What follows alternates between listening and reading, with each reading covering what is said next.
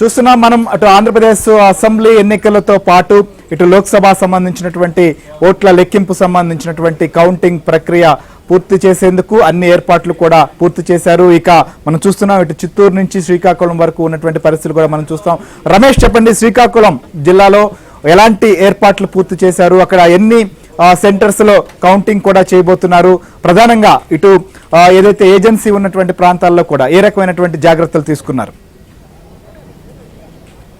శ్రీహరి గారు, ప్రధానంగా ఉమ్మడి శ్రీకాకుళం జిల్లాలో కౌంటింగ్ సంబంధించి అన్ని ఏర్పాట్లు పూర్తయ్యాయని చెప్పుకోవాలి. ప్రధానంగా రేపు ఉదయం 8 గంటలకు పోస్టల్ బ్యాలెట్తో కౌంటింగ్ ప్రారంభం అవుతుంది. ఆ తర్వాత 8:30 నుంచి 9 గంటల మధ్యలో జనరల్ ఈవీఎంస్ అన్ని కూడా ఓపెన్ చేసేటటువంటి అవకాశం ఉంది. ప్రధానంగా ఏదైతే శ్రీకాకుళం పార్లమెంట్లో పరిధిలో ఉన్నటువంటి 7 అసెంబ్లీ కాన్స్టిట్యున్సీలు, అటు ఇచ్చాపురం, అదేవిధంగా పలాస, పాతపట్నం, టెక్కలి, నరసన్నపేట, అదేవిధంగా ఆమదాల వలసతో పాటు విజయనగరం పార్లమెంట్లో ఉండేటటువంటి హెచ్ఎల్ నియోజకవర్గాలకు సంబంధించి, అదేవిధంగా శ్రీకాకుళం పార్లమెంట్కి సంబంధించి స్థానిక శివాని ఇంజనీరింగ్ కళాశాలలో కౌంటింగ్ సెంటర్ ఏర్పాటు చేశారు. ఇక్కడ దాదాపుగా అన్ని ఏర్పాట్లు కూడా పూర్తయ్యాయని చెప్పుకోవచ్చు.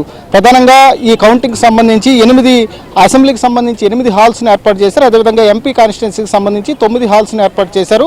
మొత్తం 112 ఈవీఎం టేబుల్స్ అసెంబ్లీ కాన్స్టిట్యున్సీలకు సంబంధించి మొత్తం అసెంబ్లీ కాన్స్టిట్యున్సీలకు సంబంధించి 112 ఈవీఎం టేబుల్స్, అదేవిధంగా ఎంపీ కాన్స్టిట్యున్సీకి సంబంధించి 98 ఈవీఎం టేబుల్స్ని ఏర్పాటు చేసినట్లు అధికారులు ఇప్పటికే ప్రకటించారు. మొత్తం కూడా జిల్లాలో చూసుకుంటే దాదాపుగా 14,17,959 మంది ఓటర్లు ఓటు హక్కు వినియోగించుకున్నారు. దీనికి సంబంధించి రేపు కౌంటింగ్ జరగబోతుంది. ముఖ్యంగా ఏదైతే 25,826 పోస్టల్ బ్యాలెట్లు ఉంటాయి, గతంలో ఎప్పుడూ లేనటువంటి విధంగా ఈసారి శ్రీకాకుళం జిల్లాలో పోస్టల్ బ్యాలెట్లు నమోదయ్యాయి. ముఖ్యంగా ఉద్యోగులంతా కూడా పోస్టల్ బ్యాలెట్ ద్వారా దాదాపుగా 25,826 మంది ఓట్లు వేశారు. కాబట్టి ఇవన్నీ కూడా ఫస్ట్ స్పెల్లో పోస్టల్ బ్యాలెట్ తీస్తారు కాబట్టి ఇది కొంత సమయం పట్టేటటువంటి అవకాశం ఉంది.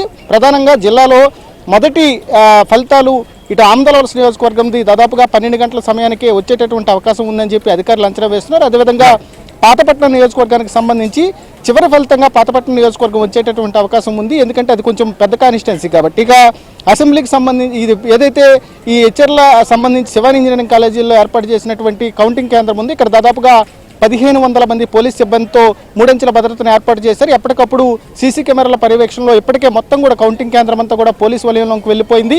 ముఖ్యంగా 3 అంచెల భద్రతను దాటి ఏజెంట్లు కానీ లేకపోతే మీడియా పర్సన్స్ కానీ ఇంకెవరైనా లోనకి ఎంటర్ అయితే 3 అంచెల భద్రతను దాటి కౌంటింగ్ కేంద్రంలోకి రావాల్సి వస్తుంది.